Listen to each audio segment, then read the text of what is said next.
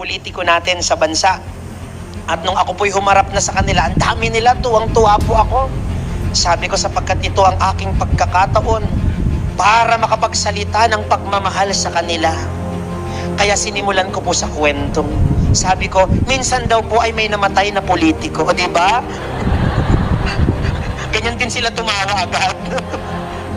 May namatay na politiko at nagmamadali siyang umakyat sa langit. At sabi ni St. Peter, Mr. Politician, the honorable politician, where are you going? I'm going to heaven. I'm entering heaven. Sabi ni St. Peter, naku, Mr. Politician, honorable politician, hindi po ganyan dito. May test po muna kayong dadaanan. At sabi ng honorable politician, ano pong test? Kailangan po magstay muna kayo sa impyerno ng 24 hours. At pagkatapos magstay po kayo ng 24 hours sa langit at mula doon, bumoto po kayo. Sabi ng politiko, may botohan din ba sa langit? Opo, pero hindi pa ho na-approve ang automation.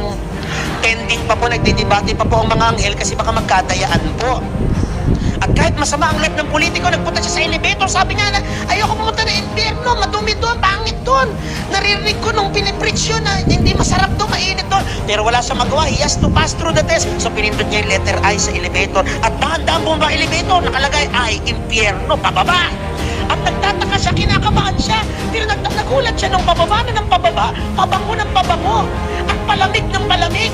At pinarinig siya nagtatawa, nagkikwentuhan at masayang mga tugtog. Pagbukas ng elevator, nagulat siya. Yung impyerno, isang malaking golf course.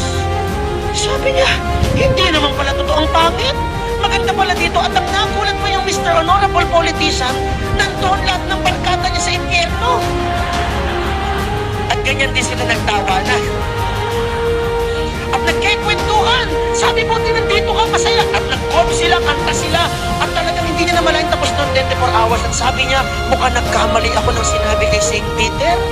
Parang gusto ko na dito sa impyerno, pero wala siya nagawa kundi sumunod sa test, umakyat, pinindot H, heaven.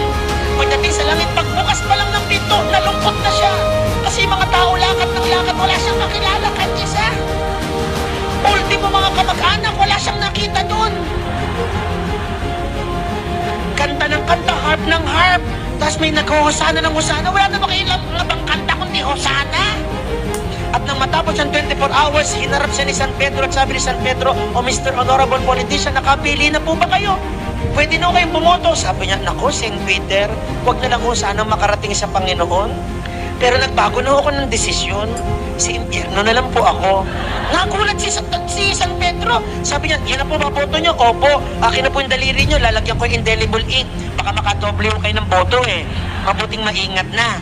At nilagyan, tuwan-tuwa na yung Mr. Honorable Politician. At pumasok siya sa elevator, tuwan-tuwa, excited, pinindot ang ay, kumakanta-kanta pa siya. Pero nagtataka siya ng pababa ng elevator, painit ng painit. Parang napapaso na siya at pabaho ng pabaho. Yung mabangong amoy wala na at may narinig siya nag-iiyakan, pinarusan. Pagbukas ng elevator, nagulat siya kung anong ikinaganda nung unang punta niya, yung ikinapangit. Ang dilim, puro apoy, yung mga kaibigan niya nakatali, pinarurusan, tawa ng tao sa tanas, ang baho. Sabi sa tanas, ba't parang manghapo kayo? Sabi nung Mr. Politician, hindi po ganito na nagpunta ako dito. Maganda po. Sabi ni Satanas, kailan ka ba nagpunta? Kahapon lang po. 24 hours ago lang. Sabi ni Satanas, ay nako brother, campaign period yun.